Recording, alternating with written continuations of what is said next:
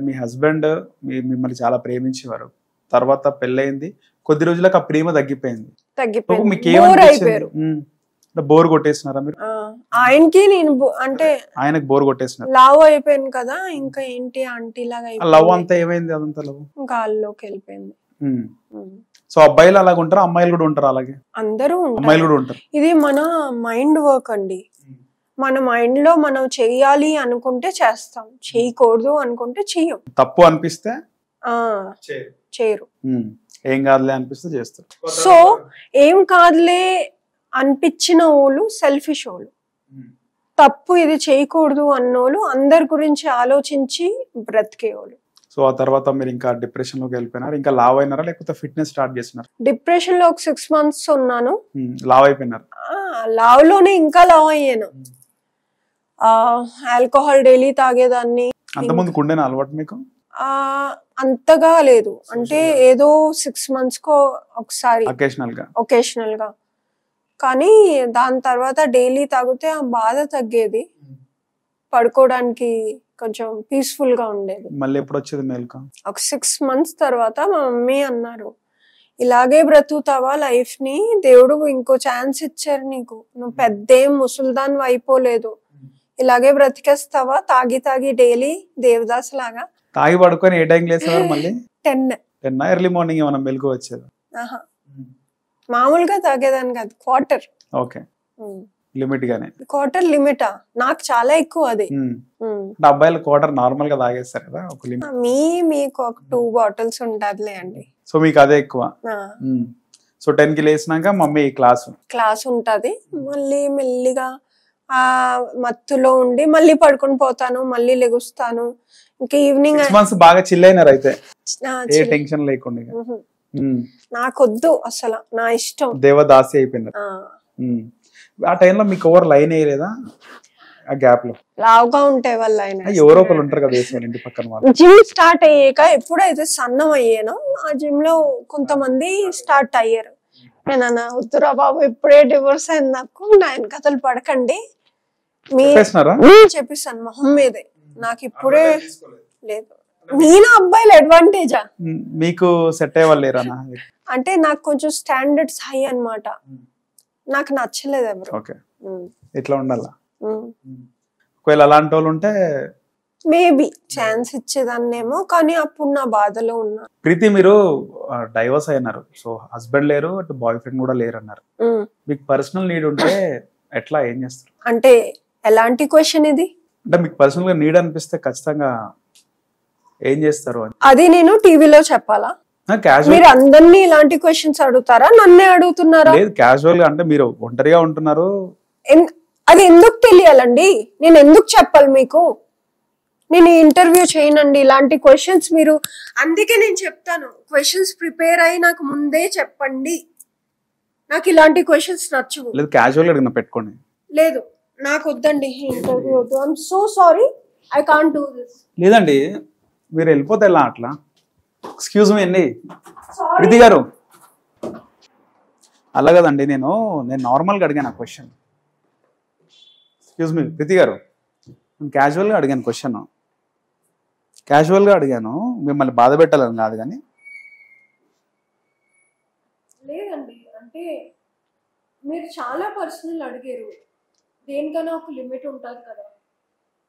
Right, మీరు చాలా casual గా ఉన్నారు అని చెప్పేసి, జోయల్ గా ఉన్నారు అని చెప్పి ఆ క్వశ్చన్ అడిగాను కదా. మన కంట్రీలో కష్టం, మంచిగా మాట్లాడితే ఈ అమ్మాయి చాలా ఈజీగా ఏదైనా చెప్తాది అనుకుంటారు, చాలా తప్పండి. సో మిమ్మల్ని బాధ పెట్టాలని కాదు, క్యాజువల్ గా అడిగాను. Sorry, I'm extremely sorry. Continue చేద్దాం రండి. వాస్తవానికి అమ్మాయిలు అంటే బ్రేకప్ అయిన తర్వాత తొందరగా మర్చిపోతారు అని కూడా వింటాం కదా, చాలా చూస్తుంటాం.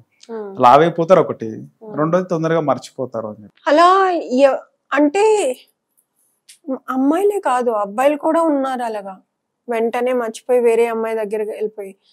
ఎవరైతే ట్రూగా లవ్ చేయరో వాళ్ళకి చాలా ఈజీగా ఉంటుంది. సో అది జరిగిపోయింది. ఆ తర్వాత ఇంకా మీరు బాగా ఫిట్నెస్ పైన పడ్డారు. సో ఎప్పుడో 6 months పట్టిందా బయటపడడానికి? దాని తర్వాత మెల్లిమెల్లిగా విప్రోలో జాబ్ జాయిన్ అయ్యాను. డెస్క్ జాబ్, మమ్మీ దగ్గర ఉండడం.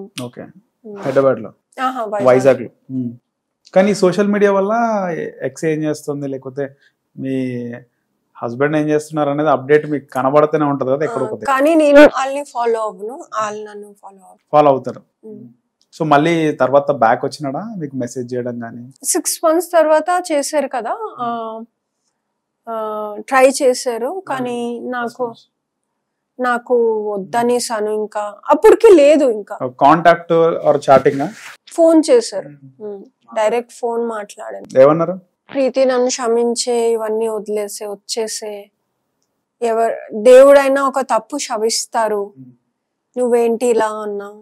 నా వల్ల కాదు బాబు, నీతో నీకు నేను 8.5 years ఇచ్చాను నావి, అప్పుడు నీకు గుర్తు రాలేదా నేను ఇంపార్టెంట్ అని? ఇప్పుడు సడన్ గా గుర్తొచ్చిందా? చెప్పేసారు. చాలు, ఇంకా నా టైం ఇంకా నీతో వేస్ట్ చేయలేను. వేరే ఎవరైతే నాకు రెస్పెక్ట్, వాల్యూ ఇస్తారో, నన్ను ప్రిన్సెస్ లా చూసుకుంటారో ఆడితో పెళ్లి చేసుకో, మొహం మీద చెప్పాను. దాని తర్వాత ఇంక ఫోన్ రాలే. సో తర్వాత మళ్ళీ దుబాయ్కి వెళ్ళిపోయినారా? దుబాయ్ అలా జాబ్ ఎతకడానికి వెళ్తూనే ఉన్నా. రియల్ ఎస్టేట్ జాబ్ చాలా కష్టం, ఎందుకంటే లోకలైట్స్ కి ఇస్తారు, వాళ్ళకి ఆ ఏరియాస్ తెలియాలి. సో నేను వెళ్ళి అది నేర్చుకుని ఇంటర్వ్యూలో అడిగితే ఒక ఇంటర్వ్యూ పాస్ అయ్యి ఇంకా జాబ్ వచ్చింది. ఎట్లా ఉంటది రియల్ ఎస్టేట్ దుబాయ్ లో? అక్కడ చాలా జెన్యున్ గా ఉంటది. అందరూ ఎవరు ఏజెంట్స్ డబ్బులు తినరు. ఇండియాలో ఏంటంటే ఇచ్చేది 1%, దాంట్లో కూడా సేల్ అయిపోయాక ఫోన్ ఎత్తరు. ఆఫీస్కి వెళ్ళినా ఇస్తాం అంటారు, ఇవ్వరు, తినేస్తారు. మధ్యలో వాళ్ళే కాదు, బాసే ఇవ్వడు. అదే బాస్. ఓకే, ఆఫీస్ వాళ్ళే తినేస్తారు. దుబాయ్ లో అలాంటి ఫ్రాడ్ జరగదు, మా కమిషన్ మాకు వస్తుంది. దుబాయ్ లో చాలా రోజులు ఉన్నారు కదా, అక్కడ రూల్స్ స్ట్రిక్ట్ గా ఉంటాయని వింటుంటాం కదా, ఎట్లా ఉంటాయి రూల్స్?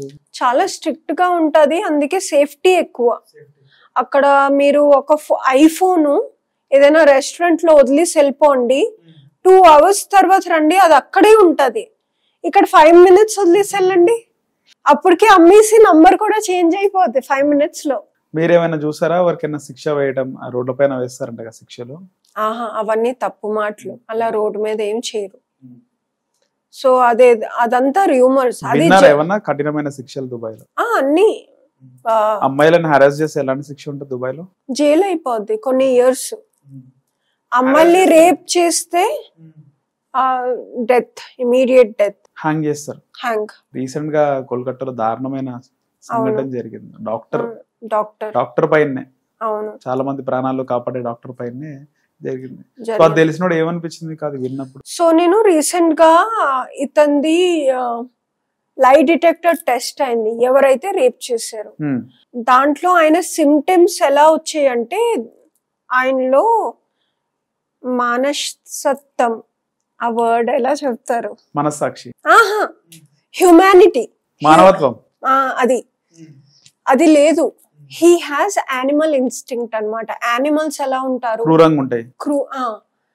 ఏదైనా డాగ్స్ లేకపోతే lion, tiger, they don't care.